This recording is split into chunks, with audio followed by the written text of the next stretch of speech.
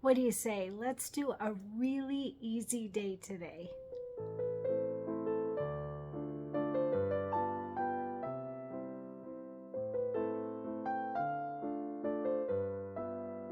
Hey everyone, Cristin and Sam here, and we are continuing with our Ginger's Kitchen bench pillow with our sponsor, Bind It by Stitches. So we have all of section 1 complete, and then we have several blocks for our next section. So we have that cute ginger girl that we did yesterday, the big ginger girl, so cute, and that border block, which a bunch of us changed up and embellished and made it really pretty and cute, super fun.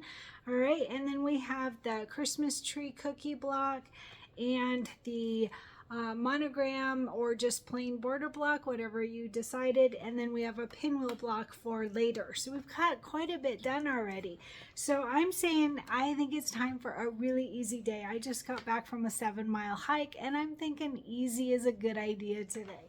All right, so I'm thinking that we do the lollipop sticks. They are on page 7 of our book. So grab your packet if you made packets. I made one for all of the lollipop sticks. And I didn't look. I think we only need one. Yeah, we only need one for right now. Let's see. No, 2. We need 2 right now, and then we need 1 for later. So I'm going to make all 3. You can do what works for you, but I think they're really small. I think it'd be really easy to get 3 in one hooping. I'm thinking I'll probably use my 8x8 hoop. I wrote that I can do it in my 6x6, but I don't think that's right, because if each one is 2, which would mean that they're 2.5, I think 8 would be much better. And I'll bring you over to the computer and show you how I'm going to join them together if you choose to do that as well. All right, so let's quickly go over these. There's not much in here. These are really simple. All right, and simple is always good to have every now and then, especially after a bunch of stretches. Okay. So let's see that page. Like I said, it's on page 7. So we are going to start with, I'm going to go over each one. Actually, I'll go over them together because, like I said, I'm going to do all 3 together. So the first one is on this green fabric with Christmas dots on it. This is the original fabric from years ago. Our sponsor gave us this super cute green doodle fabric, and I'm really lucky that she did because I actually needed it. I didn't have enough to do 2 of these in this green. So this is for the first lollipop. Let's call them A, B, C. So this is A, and then C is also going to be in either the green with multi dots or the green doodle, either way. So we're going to have this be 4.5 by 6.5. I did back mine with fusible stabilizer. You want to do that. This is a main fabric, and we're just doing like lollipop sticks on it for now, and then we're going to make yo-yos later, not now. All right, so this is for A. We'll call this A, lollipop stick A, 4.5 by 6.5, backed with fusible stabilizer. And then for B, it is the red with multi dots on it. All right, again, 4.5 by 6.5. That's our starting. It's going to be quite a bit smaller when we finish. So back this with fusible stabilizer, 4.5 by 6.5. This is the original fabric, and actually I don't have what the substitute was. I think it was red with dots, but not the Christmas dots. I will add a little note. I don't have that with me right now of what the I've been putting them in the packets after I tell you about them, but I don't have that one. So my guess is it's a red with white dots on it. So 4.5 by 6.5. This is for lollipop B. Make sure to back it with fusible stabilizer. And then for lollipop C, again, 4.5 by 6.5, and it's going to be the Christmas doodles if you got from our sponsor, Bind It by Stitches. If you have the old one from years ago, then it's the green with multi dots. Either one, 4.5 by 6.5. All right, and then we want our batting. So our batting, let's see. Our final cut size is 2.5 by 4.5, so that means we want a piece of batting that is 3 by 5, and we want 3 of them. All right, 3 pieces of batting that are 3 by 5. Okay, and then we are going to quilt this in the hoop, and you can use any quilting design that you want that is 2 by 4. All right, 2 by 4 quilting design. So There's a lot of cute options for this for the yo-yo. So there is Food One, which is ice cream and cotton candy. I thought that would be super cute, so I wanted to point that out. Food One, I think it was from Vintage Boardwalk, maybe, I don't recall exactly, but you can always buy these separately on kimberbell.com. Make sure when you buy any quilting design, make sure to use the affiliate link that's underneath this video for our sponsor. It gives them a little kickback from Kimberbell. All right, so Food One is one idea. I thought that would be really cute. Another one is Plaid 3. Plaid 3 would be really pretty. It would go to the edges and look pretty on these blocks. I've decided I am going to do Loops 1. I saw that on the Kimberbell website and I was like, oh, that's cute. I think that would be really fun for these yo-yo lollipop sticks. So Loops 1 in a 2x4. That's what I'm going to use. Loops 1 in a 2x4. And again, if you decide to purchase a new quilting design to add to your quilting library of designs, then please make sure to use the link that's under this video for our sponsor. All right, so they'll get a little kickback from Kimberbell. So how is that for a super easy day? 3 blocks, and we do need 2 of them for this section, but they're super easy. I mean, literally like we're stitching the lollipop stick, and that's all we're doing right now. We'll do the embellishments, those yo-yos later. All right, so that's it. I'm gonna bring you over to the computer and talk to you about how to merge them together if you decide to do them all in one hooping, depending on your hoop size, of course.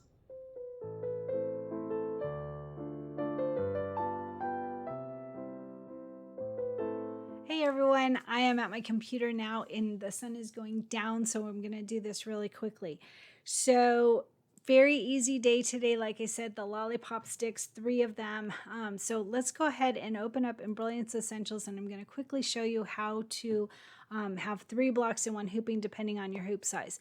So down here at the bottom, always start with what hoop size that you're on. So it says that I'm on my 6x10 hoop. Actually, that would work too. You could definitely do a 6x10 hoop. That would work fine. You would just turn them sideways and have 3 of them. That would work great. I'm thinking I'm going to use my 8x8. So let's start with that. So I'm going to go up here to the preferences folder and I'm going to choose my 8x8 hoop. Use whatever hoop you think will work best for you. And then I'm going to go to this compass button and click H for hoop to zoom in. All right, and then super easy. So you can choose to have a different quilting design on each of these, and then your process would be a little bit different, not a whole lot. I'm gonna do the quilting design the same on all 3, but actually, I think I better have a different quilting color, the thread color on each of them. 2 of them are on green and 1 is on red. I could do like a gray, which I think would look really cool because I like this Loops 1 design. So maybe I'll do that, but I'll put the stop in there in case you decide to do 3 different colors or 3 different quilting designs. So I'm just gonna get started here. So let's see, I'm gonna start by bringing in the quilting design, and I just got it. Let me see here. I'm gonna go to desktop, Ginger's Kitchen, and quilting files, and Loops 1 is the one that I chose. All right, Loops 1, embroidery files, block by block, Pez. So I'm doing this by the folder way. You can also go to that merge stitch file button and navigate to the design either way. Now I have, let's see here, I'm going to say view large icons. I have Thumbnailer installed on my computer, and so it shows me the Pez designs. I have it chosen to show me the Pez design. So I like that. I can see them. So I'm going to look for the 2x4 loop is what I want. I want a 2x4 design. So right there, 2x4 Loops 1, double click on that. It goes, nope, sorry, don't double click on it unless you're doing the, if you use the merge stitch file, you would double click on it. This way, where I opened a folder, I'm just going to drag it over. All right. So there, and like I said, you could do 3 different designs if you want, or just 1. I'm just going to do 1. I think that will be fine. So maybe I should do my 6x10, because then I could do 3 turned. Well, let's see how this fits. We'll just see how this goes. So if I do, what I want to do first is I want to make sure to change I'm going to put it down here. So I'm just using my mouse to move it to where I want it. I'm going to put it all the way over to the left and just see how it fits. All right, so before I bring in the other two, I'm just going to do a copy and paste, but first I want to make sure to change these colors so we can do a color sort later. So I'm going to click on the first one. I clicked outside so nothing was selected, and I'm clicking on the first one, 1, 1, click on the color, and I'm going to change it to the first color that comes up for me is dark aqua and say okay. 1, 2, click on the color. Blaze is the first color that comes up for me. 1, 3, click on the color. I want the second color down since I already used dark aqua. I'm going to use marine. And 1, 4, click on the color. I want the second color down for me is Oriole. And then I'm going to use a different thread color on each of these just to give me the chance to decide what I want to do later. So if you did do 3 different designs, this is the only part that you would need to have be different. You could bring in each one, but you want to do that color sort, so make sure to get them all the same. All right, so I'm going to click on the color. I'm going to choose Sprout and say okay. All right, so that one's done. So since I'm going to do all 3 the same, I'm just going to click on the design. I'm going to say Control-C on my keyboard to copy it, and then Control-V like victory to paste it. And you can't see it over here because it's right on top of that first one, but you can see over here in the Objects window that now I have a second design. So I'm going to go ahead and I'm just going to click on the right arrow key, and I'm going to move it over, and it looks like I'm going to be really tight actually in an 8x10 hoop. Too tight. I don't like that. So I think I will do my 6x10 hoop. So I'm going to go ahead and just bring in a third one. While we're here, I want to remind you, I clicked outside so nothing is selected. I'm going to click this 2, 5, and I'm going to change the color here. I'm going to click on the color in the properties window, and I already used Sprout, so I'm going to use sea green and say okay. And then click outside so nothing is selected. And it's already copied, so I don't have to hit Control-C again. I'm gonna hit Control-V like victory to get that third one. And I'm just gonna move it over, and you can see it's too close for me. That stresses me out. I don't like it that close. That's why I'm gonna change my hoop size. Or, yeah. Let's see, I'll look at it a little bit more, but now that we're on number 3, I'm going to click outside so nothing is selected, and then I'm going to click on 3, 5, click on the color, and I'm going to choose the third color down, which for me is mint, and say okay. And now click outside so nothing is selected. Now here's what I could see about making a couple of them up higher and one down lower. I think that still would make them too tight because they're still going to overlap. So I'm going to do my 6x10 hoop. So I'm going to go to Preferences, and I'm going to find my 6x10 hoop, say okay, and then now I just need to move them. So if I click on this first one, I'm going to go ahead and rotate it with this blue arrow here. All right, and then I'm going to just click it and drag it over to the top of the hoop and centered at the top. All right, that's the first one. Here's the second one. I'm just going to rotate this one again. Not again, but rotating it. Bring it down just a little. So they're still pretty tight actually. So now clicking on the third one, you got to click on the stitching and then click on that arrow button, and I'm just going to bring it down here. I'm going to click on this hoop. I didn't do that from the beginning. I'll look at how much room I have. All that room. See, that's why we use that H for hoop up there in the compass. Now I know I've got all this extra room. So I'm going to move this up here to the top, and this one down here, bring it down to the bottom. Looks like centered a little bit. Look at that. Tons of room. This is perfect. I like that. All right, so we currently have 15 color steps. I'm going to go ahead and do a color sort. So I'm going to go to Utility Color Sort. Make sure that you have your blocks the way that you want them before you do a color sort. Like this one could go down a little bit more, but I don't care. But get them situated before you do a color sort, because once you do that, then it goes from 3 designs to 1 design and you can't move them. All right, so when I do a color sort, it'll open another tab once I click New View. So it's reduced it by 8 color changes. So I'm going to click New View. That will make the second tab. All right, New View. There's my second tab. Now they're all in one design. So I'm going to quickly open that up and check and see if it did what I think it should do. I'm not sure that it did. There's placement for our batting, tack down for our batting, placement for the main fabric, tack down for the main fabric, and then the 3 quilting designs. Perfect. All right, so if you're not going to do different quilting color, thread color, like if you did gray on all of them, you could do them all in Sprout or whatever, one color, and then your color sort would be even less. I'm going to just wait and give myself that option. All right, so those are done. That's my color sort. And you know what, actually, we didn't bring in our lollipop stick, and those are all the same color, so we could do another color sort. You could have done it before doing your color sort, and in fact it would be better to do them after so that we can align them. So I'm going to go back to this first tab, and I'm going to bring in that lollipop stick. So I'm going to go to merge stitch file. You can do it that way, or you can open up the folder. Either way, and I'm in Ginger's Kitchen embroidery files, and I'm looking for the lollipop stick. Let's see. There it is, simple. All right, so it looks like this is going to be really easy to align actually, because it's got this box, which we won't need the box, but we will use it to help line it up. So let's see how that works. So I'm going to click on that, and I'm going to rotate it. And I'll look at it if it's perfectly in. So that's super easy. That makes it so easy. We don't have to do like an align and distribute or anything like that. We're just gonna line it up within our quilting design. Perfect, super easy. So we have cyan and orange, which we don't have in our other design because we changed them, and we've got that gray. And so we can do those all together. That will be really easy.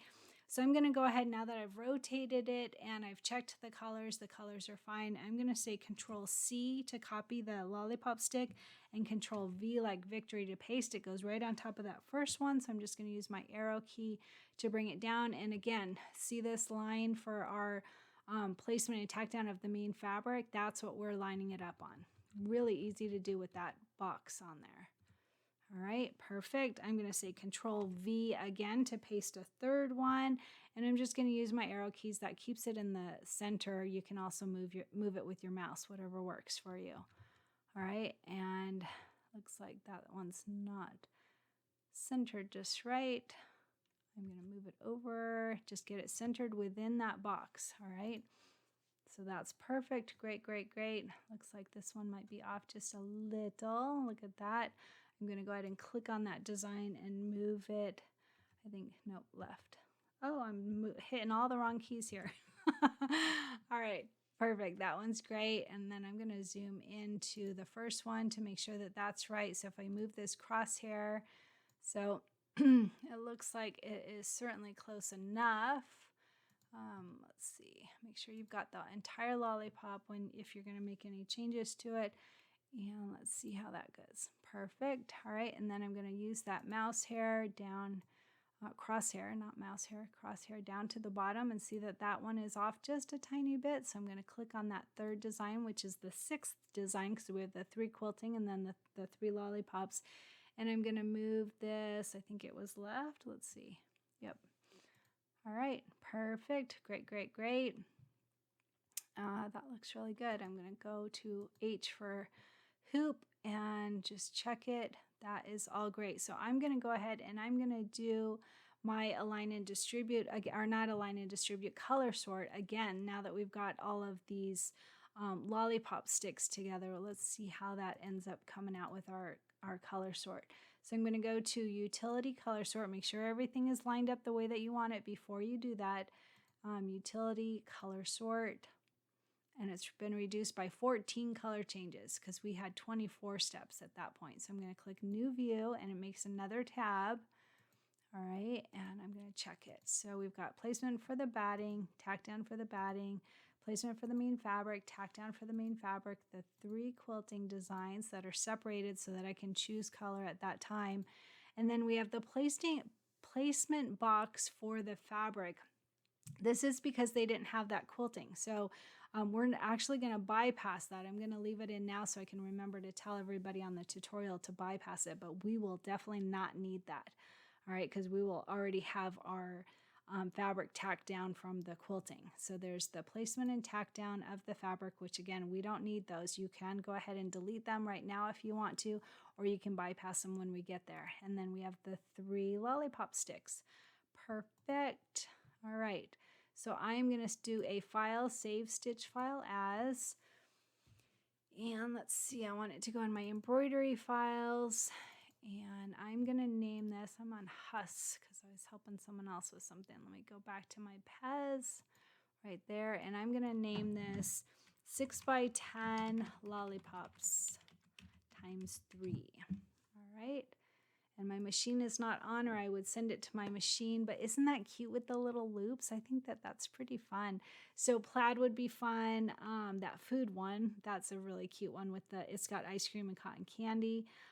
Any of these designs, any quilting design that you want that is 2x4, and mine's all ready to go, and it's going to be such an easy day.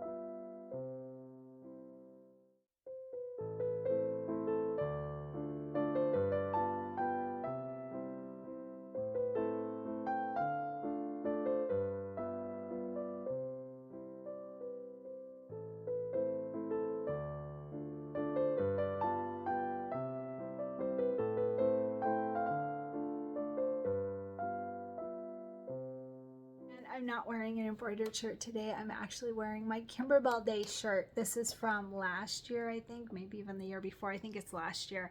But Kimberbell Day is coming up soon, and they do have new shirts. I don't think I ordered one for this time, but anyway, that's no embroidered shirt today. Sorry. All right, how are you doing with your goal? I love to hear about your goal. I've been loving the comments that are being left about learning different things about mental health. It's always a good thing, right? So today I'm going to talk about, I was thinking about this on my hike today. I want to talk about failure and what was the other part? Failure and shame. All right, failure and shame. Those are the two things I want to talk about today.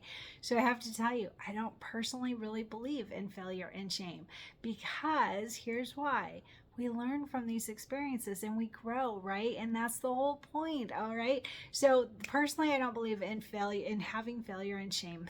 To me, failure is definitely not a failure. So one big failure I had a couple years ago. So I am a cyclist, right? And I do these big events. I've done big events. And I did one, my friend and I, it was a 200-mile ride, and I think we were going to try and turn it into a 400-mile ride. I don't remember. No, I think it was still going to, it was early in the season, so it was a 200-mile ride. And it was out in California. I live in Idaho now, so I pack up all my stuff. I get my ride ready, my bike ready, and I work really hard on being strong enough to go do a 200-mile ride. I'm like prepping, which is not easy to do in Idaho because we have winter forever. All right. So anyway, it was March and we go and we do this ride. We get 32 miles into the ride and we're just flying. We're doing super good. We're both strong and we're having fun and everything's great. And it's like 4 o'clock in the morning, something crazy, because it's going to be a very long day on the bike. And I get a flat tire at 32 miles. Not a big deal, right?